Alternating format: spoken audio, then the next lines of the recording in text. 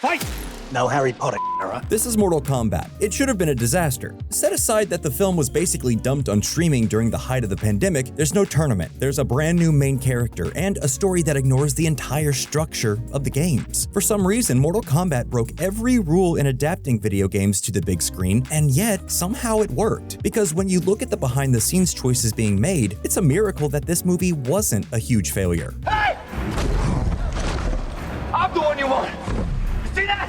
The idea of Mortal Kombat is a pretty straightforward movie, or at least it should be. It's a tournament to save the universe on an alternate plane of existence where 3 heroes from our world go and fight against demons, magicians, and a series of multicolored ninjas. And yet, that is not what the executives at New Line Cinema wanted to do with this film. Like I said, this version of Mortal Kombat is not a tournament story, which should be illegal. How are you going to adapt Mortal Kombat and choose not to have the tournament drive the plot? The film instead chooses to tell the behind-the-scenes machinations of a corrupt wizard as he attempts to rig the outcome of the next tournament, following a group of people who are all bonded by a sacred birthmark as they race against the clock to try and unlock their dormant superhuman abilities and prepare for an upcoming tournament that could be the end of the universe as we know it. The interesting thing about how this adaptation is structured is that it sounds like a Surf Dracula problem, but it's not. In case you've been living under a rock for the past 20 years, Surf Dracula is an infamous tweet that expertly outlines what so many people struggle with when watching modern TV shows and movies. It used to be that a show called Surf Dracula would actually show you a surfing Dracula every episode. Now, a show will take an entire season to give you an unnecessary backstory before giving you the surfing Dracula. And on paper, that's exactly what this Mortal Kombat movie is. It's a non-tournament tournament movie.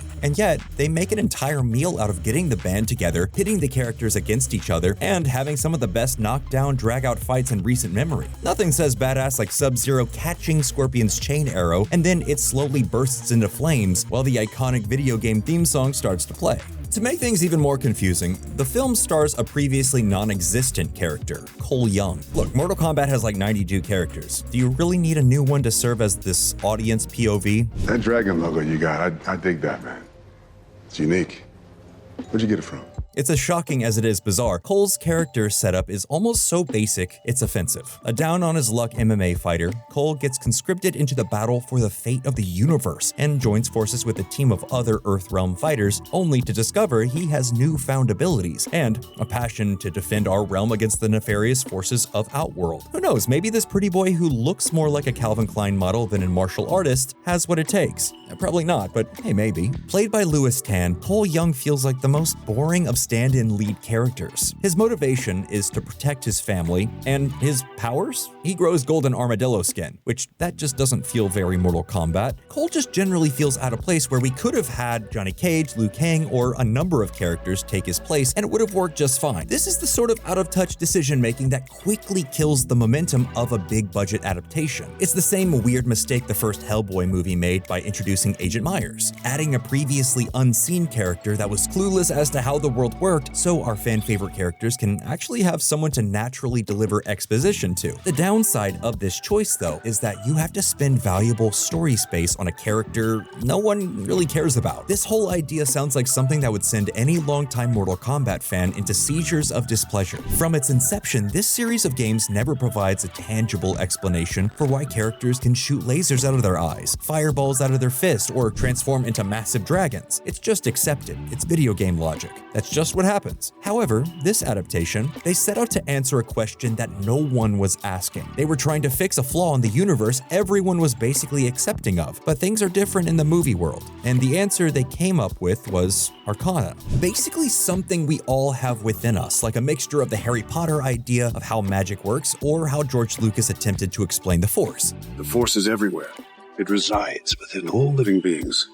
It's what grants a Jedi his power. Everyone has some amount of arcana, but only some of us can study and learn to summon it, which leads to stuff like this. Pass me up, bro! That was it, wasn't it? Look, Mortal Kombat is not Citizen Kane, and it doesn't need to be. The movie, even in spite of these weird shortcomings, is a great time. It's got a solid amount of humor, a great cast, some amazing fight scenes, and a visual style that fits exactly what a Mortal Kombat fan has always wanted. Just look at Scorpion's costume design, or the fight between him and Sub-Zero. It absolutely nails the visuals of the game. The film also gets that we want to see all these characters paired up, and it does its best to give exactly what we want. Want to see Jax get his arms ripped off? Oh, that's happening. Want to see Sub-Zero rain ice? Hell yeah. Even though, honestly, this could have been done a bit better. Really, everything you want is here. Even a knockdown drag-out fight with everyone's favorite four-armed half-dragon prince, Goro. Granted, Goro also does in this movie what he does best in all Mortal Kombat stories. He dies, but that's neither here nor there. It's cool when he's on the screen. The CGI and character designs are straight out of the game. Would it have been slightly cooler if he was a gargantuan puppet like in the original movie?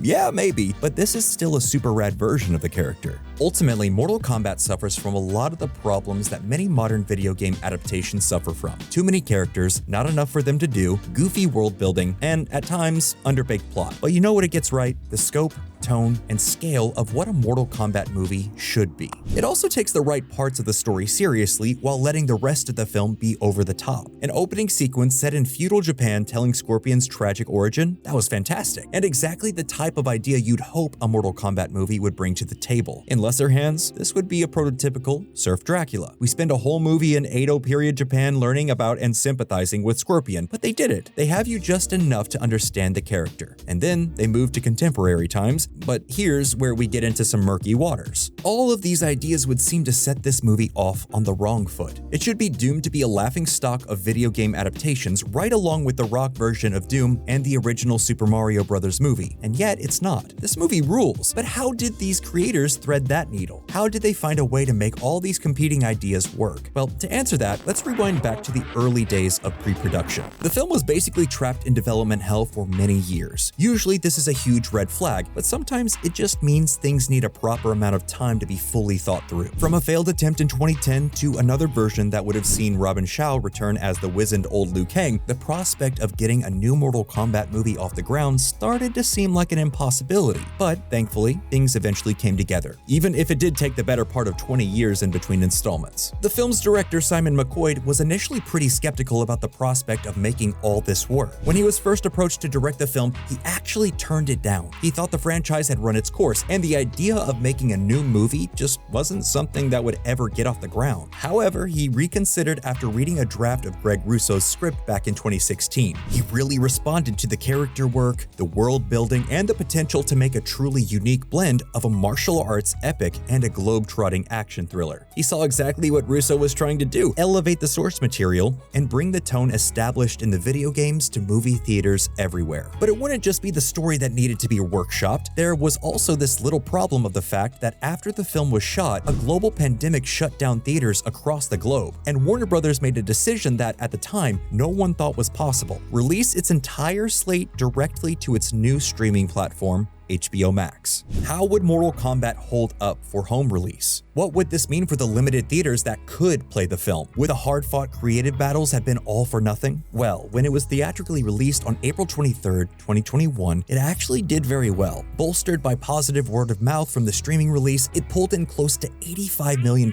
worldwide, which is shocking considering the entire world was basically shut down at the time. Critically acclaimed, the general reaction was, this movie's kinda weird and sorta dumb, and it also takes itself a bit too seriously, to which the only appropriate response is, yes, it's a Mortal Kombat film. The only legitimate criticism of the film is really not enough Liu Kang. I mean, look at this introduction of him. The setting sun, the shimmering heat waves, a warrior that has a mystical quality to him, and yet he's barely in the movie. It's very obvious that the powers that be did not want him to be the main character of the film, because they thought it would too closely associate the reboot with the Paul W.S. Anderson version of the franchise. However, Liu Kang is Mortal Kombat, and if Cole Young had just been Liu Kang and he had not known about his birth parents or secret origin, that would have fixed everything. Just put more Liu Kang in these movies. Every movie, honestly. The Matrix, Liu Kang. The Notebook, Liu Kang would make it better. Star Wars, Liu Kang, just do it.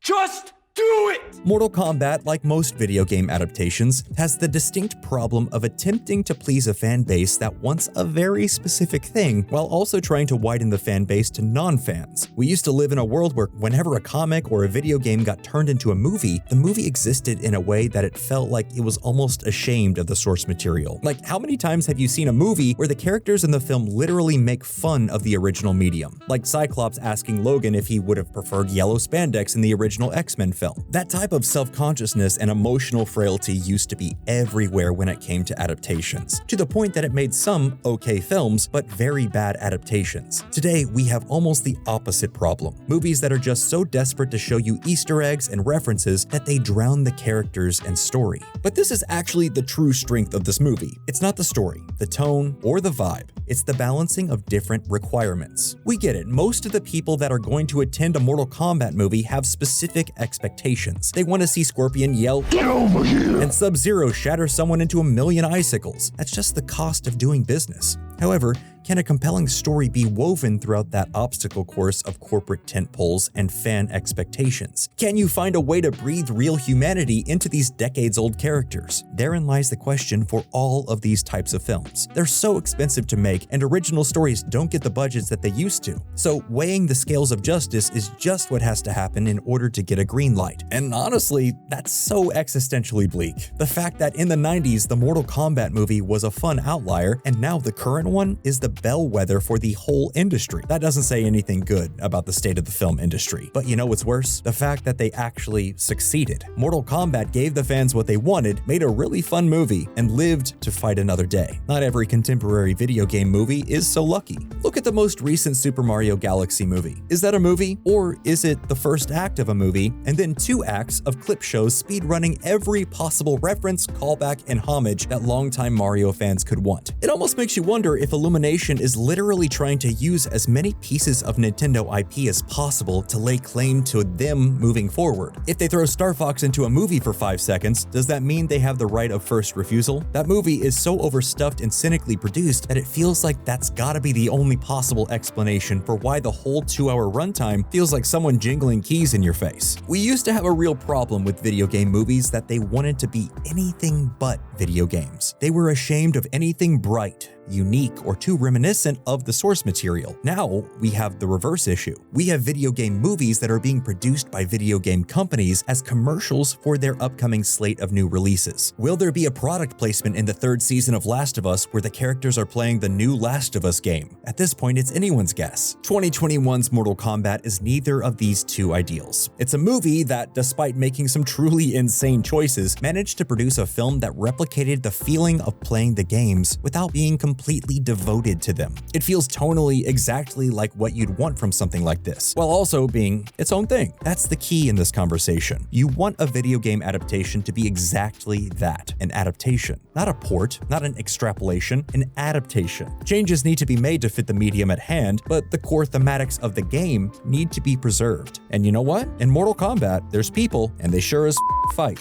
And well, that's all we have for this episode. What do you think? Is there a possibility that the new Mortal Kombat film is any good? Warner's pushed it a solid 6 months to the summer to give it the best chance of having a big box office return. Let us know in the comments below. And as always, please like, share, and subscribe for more Nerdstalgic videos just like this.